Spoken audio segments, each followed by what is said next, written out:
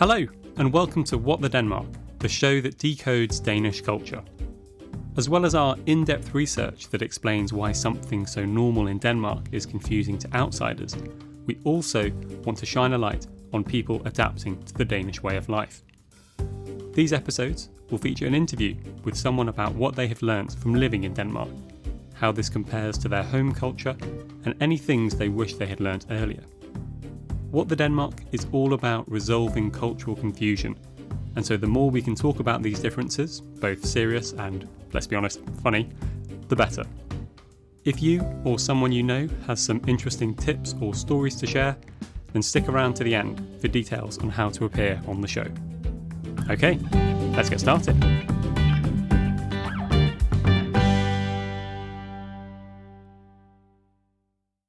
In this episode, my guests are Anne and John, an American couple whose interest in moving to Copenhagen began just over a year ago when Anne received a new job offer.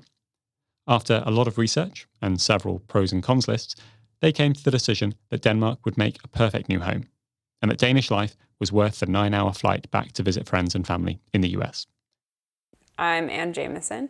I am American. We moved here in June of 2021. I moved here because I got a job at Copenhagen Business School in the Department of International Economics, Government, and Business. So I'm working as an assistant professor there. And I'm John Bennett, and I'm also American, and I moved here because I am married to someone who got a job at Copenhagen Business School in the Department of Economics, Government, and Business, and that's about the long and short of why I ended up here. So, and you were saying that you've lived in 6 continents. Yeah, I was just reviewing in my head. I think it's actually 5, but I think this is the 10th country I've lived in. It's clear that Anne and John are no strangers to trying out new places. Having lived in Dubai for a year before moving here, I was curious about what had initially attracted them to the idea of life in Denmark. Just the emphasis that everyone put on quality of life and work-life balance and amount of leave and just sort of the low anxiety lifestyle of living here was a big thing. The emphasis on how people here are very into entertaining in the home, and they love candles and cozy spaces and all of these things, and they like to be outside. And I was reading all these descriptions and I was like, that sounds like me. And then incidentally, as I was thinking about all of this and talking to my family about this decision, I discovered that I'm in fact almost half Danish, and I was like, wow, that's fascinating. Maybe it's in my blood and that's why I like all of these things, but probably everybody just likes being outside. I don't know. We also, coming from Dubai, there were aspects of living there that we were starting to get a little bit frustrated with. It's a place where everybody takes a car everywhere. It's impossibly hot out. The air quality is really poor. There's not really good public green space or anything. So your entertainment options are basically sort of frivolous spending, restaurants, shopping malls, this kind of thing. And there's no sense of community because everybody's very transient, and it's like a pure expat culture. And then Copenhagen was just this just radically different in every possible way. So it was sort of just an incredible course correction, I guess you could say. Okay. I'm curious, you said low anxiety. I thought it was quite an interesting phrase. I borrowed it from a friend who said it, but the way he was describing it, and I agree with him, is that because there is a social safety net, because you don't need to have tons of money saved up in case you have a medical emergency, because you have, the government if you become unemployed, etc. I think there are just fewer things for people to be deeply stressed about. And then on top of that, you have all of this leave and, stress leave and all of these other options. And so it's just kind of what can you really get that worked up about?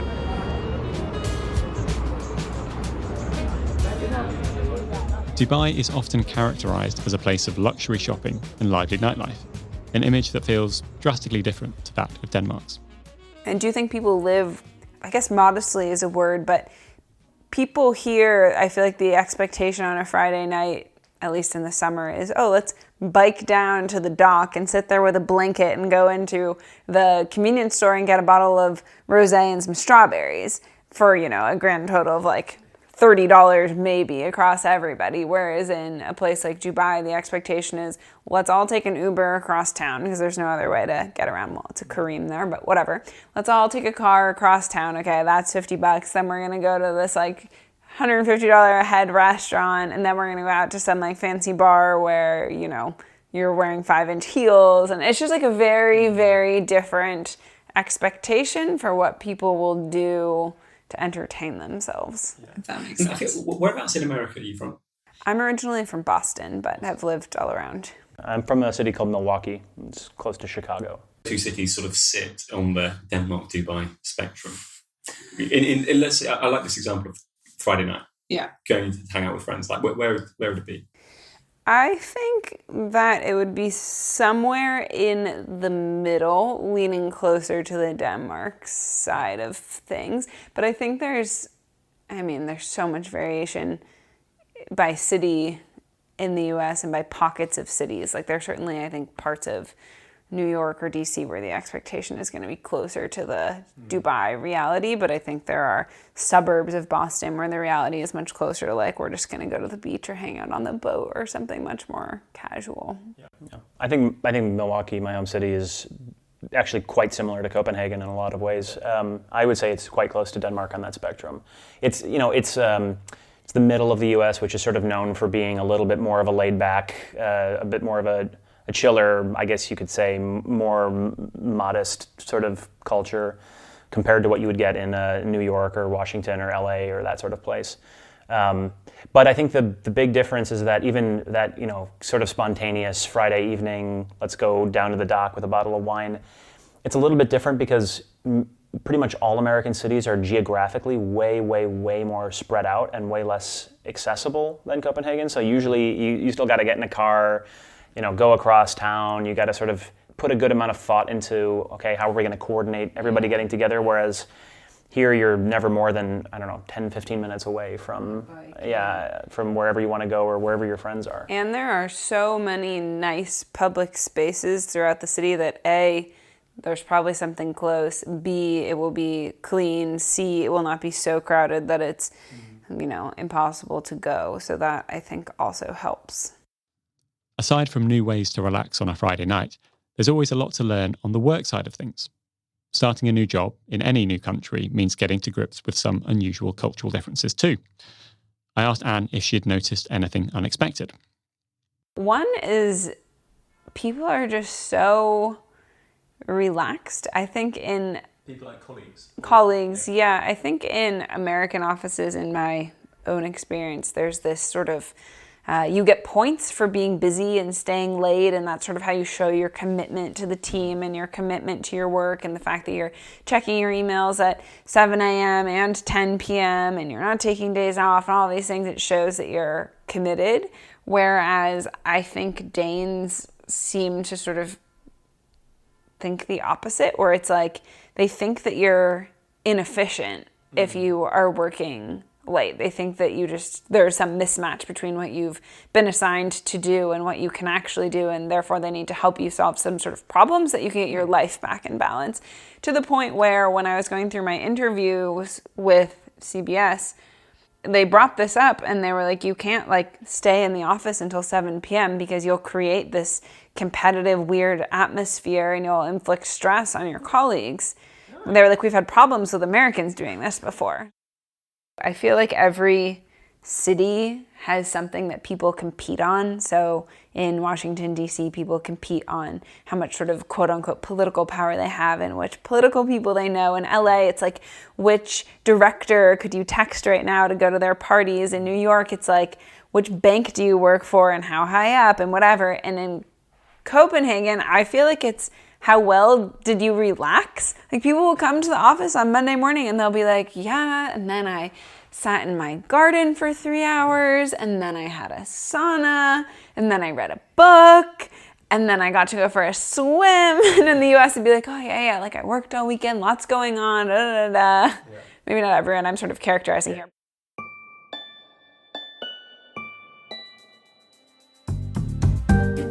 Is listening to Anne and John's story of moving to Denmark filling you with dread, or perhaps inspiration? If the latter, then you're in luck. Denmark needs more international people to move here and work. Being a small country, there's only so much tech and other talent that's available, and lots of aspiring Danish companies are actively trying to hire internationals. These companies typically work in English, often are doing something interesting, and working for them means you get to live in one of the happiest and, as we've heard, lowest anxiety countries in the world. To learn more, go check out the State of Denmark's website. There you can sign up to job alerts from Danish companies looking for internationals and read more about what your everyday life in Denmark could be like. Head to www.state-of-denmark.com/WTD. The link is also in the show notes. Okay, back to the show.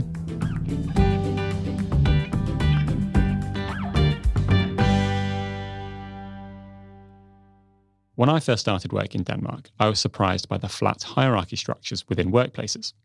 Everyone's opinion is valid, and you're expected to speak up in meetings, even if you're the intern.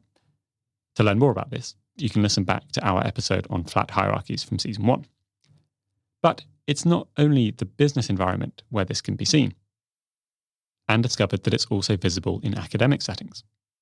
A different cultural difference is the flat Danish hierarchy, or lack of hierarchy, definitely comes into play, especially in the, or I don't know if it's especially, but in the university setting. So in the US, it would be, Professor Jamison, and, there's sort of a level of deference per se to the professor, just sort of because that is your quote unquote rank. Yeah, exactly, between the students and the professors. And here, you call your professor by your first name, and the requests I get from students, I don't think this is just me because my colleagues have said the same, because otherwise you might just say, oh, it's because you're young and a woman, but I actually, no, I think it's more than that. Like, people will email a couple of hours before a 200-person lecture and be like, hey, can you move the lecture earlier? It's like, that would never happen in the US. I mean, this doesn't bother me. It's just different. It just took a moment to sort of get used to. Have you, on the flip side, have you made any bold claim or bold requests? So it's kind of the opposite. So in the US, you can tell students, and most people do tell students on the first day, like, you can't use your laptop in class, or you will turn in your homework, or you will not come to my class toilet, or I won't let you in, or like, if you use a cell phone, I will kick you out, or like, you can sort of set these rules, whereas it's totally different in Denmark. So I don't have the authority to tell students, like, you can't use your laptop in our discussion section or something like that, which is kind of bizarre. What's funny is, like, my idea of what constitutes a bold request does not register as anything out of the ordinary in Denmark. So even, I don't know, just little things that sort of take some like cultural deprogramming. Like, we're about to go away for our summer holidays, and like the idea that I was going to take off several weeks consecutively from work and then put like an out of office message that says I won't be checking my emails is like a crazy bold thing to do. Like, wow, what kind of a really harsh boundary are you trying to set right now? Like, that sounds pretty passive aggressive, doesn't it? Like, no, that's what everybody says for the next 3 weeks. This is my first out of office email responder in, I don't know, 10 years or something. Yeah.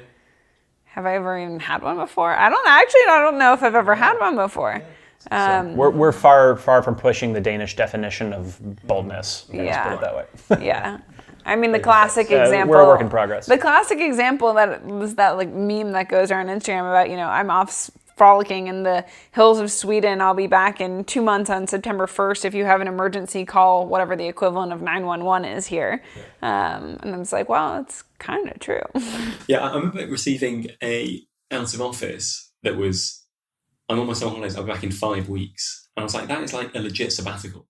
No address. But this is just like her summer holiday. Yeah. It was mad. Which is a blessing and a curse, I think, to some degree, because it is absolutely difficult to get things done in this part of the world, I think, in late June, July, August. Like, for example, I went to pick up a package the other day. I showed up and my package had just arrived, and they were like, go pick it up, fine. I walked to the store and it's like, the package pickup store is closed from July 1st to August 1st for summer holidays. I'm like, well, how am I supposed to get my package? And then I moved to my next errand on the list, and I had to call someone, and it was like, our telephone line is down from June 15th to August 15th for summer holidays. And I was like, you know what? I'm not going to do any errands today. This isn't going to happen. Have you got your package? No. Just like... So I emailed the people who sent the package because the email was like, it will be returned to sender if you don't pick it up by July 5th. And I emailed them. I was like, hey, the package store is closed. This might come back to you, but I still want it. Yeah. And they're like, yeah, it's a bummer that the shop's closed. And I was like, indeed, it is a bummer. I mean, I guess it's not just with the work-life boundaries. I guess it's with all sorts of boundaries, but particularly with that, where it's just, yeah, I mean, we're closed, so there's just literally nothing we can do. Sorry, it's just, that's how it's going to be, like, wish I could help, but sorry, like, you're just going to have to deal with the automated system. The general availability of customer service is radically different, shall we say, between the US and Denmark. Are you warm to it in any way, or is it just an annoyance? Truthfully, it's just an annoyance. Yeah. But that's okay, because no place is perfect, and in general, I think it's great here. But no, that's just annoying. Yeah. Can I put a redeeming spin on it? I don't know. No, all I can say is that the only redeeming spin is that people here have great work-life balance and get to take time off, and that is great. And it is sometimes very inconvenient for other people, and that's okay. It is what it is.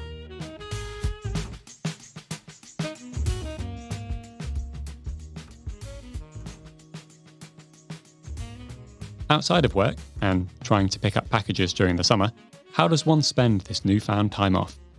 Meeting new people in any country you move to can always be tricky. Anne and John are both pretty on it, if you know what I mean, and so I wanted to know how they have met new people. How easy has it been for them to make friends with Danes or people in Denmark? So we were quite lucky in that a couple of our really good friends, like people who were invited to our wedding before we knew we were ever moving here, happened to already live here. So that was super helpful. They did both move within 4 or 5 months of us getting here, but we were lucky because they were able to introduce us to some people and then had a bunch of friends of friends. And so I think we had a little bit of a head start on that, which was really helpful. When I first got to Dubai, I felt like it was maybe a little bit easier there than it is here, because it's a totally transient place. Everybody's away from home, so everybody's kind of looking for their little pockets of community, whereas in Denmark, it is such a close-knit community already. The Danes are never more than 2 degrees of separation, it seems like sometimes. So I think it's a little bit more, or at least it feels, maybe they're not actually any more closed off to being friends with you than anyone else, but it's maybe more intimidating to try and break into what already feels like a very well-constructed community. But that having been said, there's always a community of Americans in any big city anywhere you go to, and I think it's been easier for us to break in with that crowd. Yeah, I think there's one exception to a rule that I read in a book that seems to be true here. The rule was you, as a foreigner, will not make friends with a Dane unless A, they have lived abroad themselves, B, they are married to someone international or partnered with someone international, or C, they have just moved from a different part of the country and therefore they don't have all of their high school friends here. And I have found exactly one exception to that rule thus far. But I do think the point about social circles being smaller is true. I read before I came that Danes, for lack of a better way of putting it, sort of take friendship more seriously. So I think Americans, I should only speak for myself here. I might meet somebody one time or times and be like, oh, my friend so-and-so. And I don't mean like my best friend who I'm going to call every 2 weeks for the rest of my life. I mean like, we might be like Facebook or Instagram friends. And if they move to some random city and I happen to be there, I might hit them up and they're my quote unquote friend. Yeah. Whereas here, I think if somebody is going to consider you their friend, they mean like, I'm sort of committing myself mentally to be able to make time for you on some sort of regular schedule. Yeah, every 3 weeks we will meet up. Exactly. And if I don't have time for that, then I don't have time for more friends. Yeah. And I think many Americans have more of sort of like almost an informal tier system in their mind, where you have your best friends and you have your close friends, then you have your, I don't know. Yeah, sure. But it seems a little bit more casual. Like I've never once thought to myself, I don't have room for more friends. Yeah. But I think Danes might actually think that.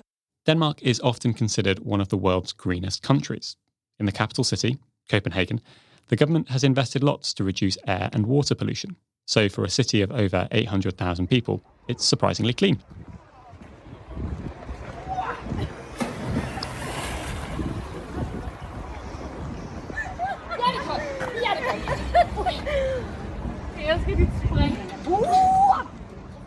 A big thing that I did not have specific expectations about that surprised me because I was not expecting to see this in any major city was just how clean it is here.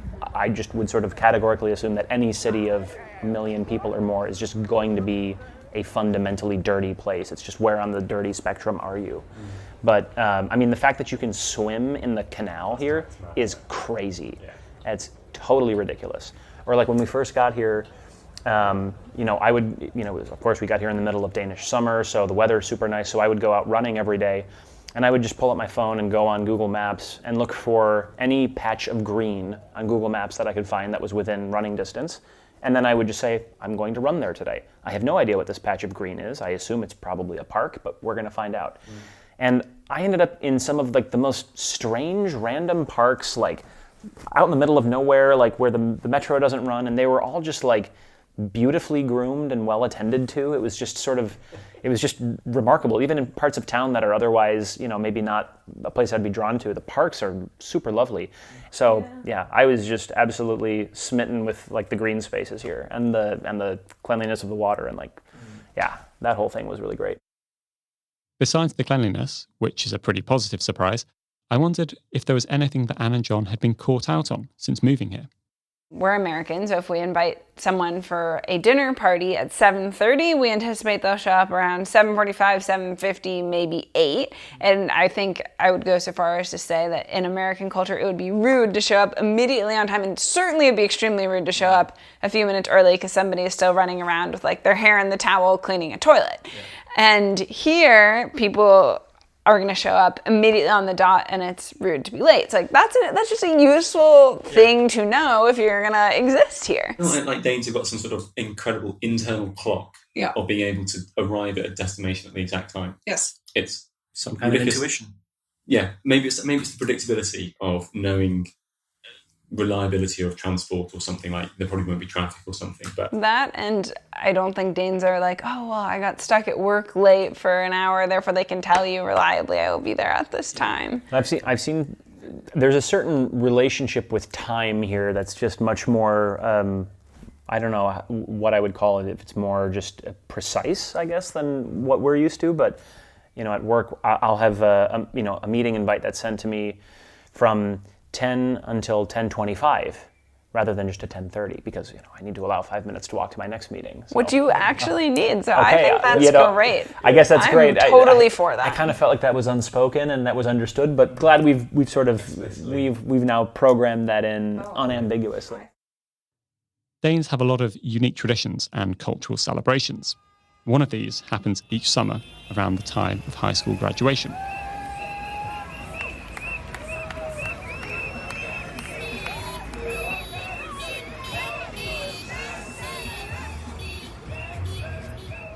One thing that was surprising to me and was particularly prominent because I moved here in June.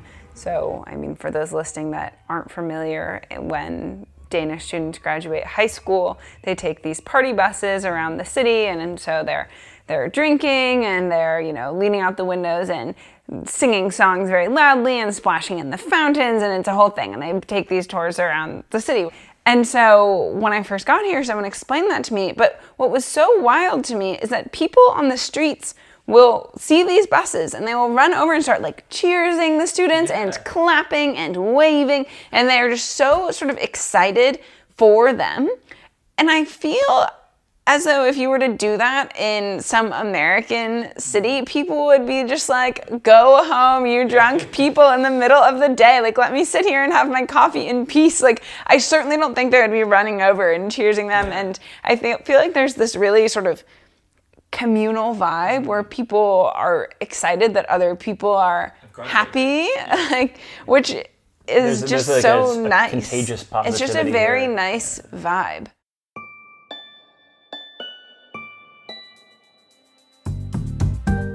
Thanks for listening to this episode of What the Denmark. If you'd like to learn more about what we do, then head over to whatthedenmark.com and also search for What the Denmark on Facebook and Instagram. If you're interested in appearing on the show, then you can get in touch via the website, whatthedenmark.com/contact. A big thanks to Anna de Wolf for producing and Tevin Sudi for editing the show. As always, time for our Danish sign-off. Vi ses næste gang. I like the sarcasm in the government notices here. I think that's hilarious. Like, for example, there's a dock near here, and there's a sign that says, "We know that it is tempting, and is capitalized, but you cannot swim here." Or I saw a government sign the other day And we definitely don't swim there, by the way. That had never swim there. Had the F word with, with asterisks in it, like bleeped out, but like there was an F word in the government notice. And I was like, I love this.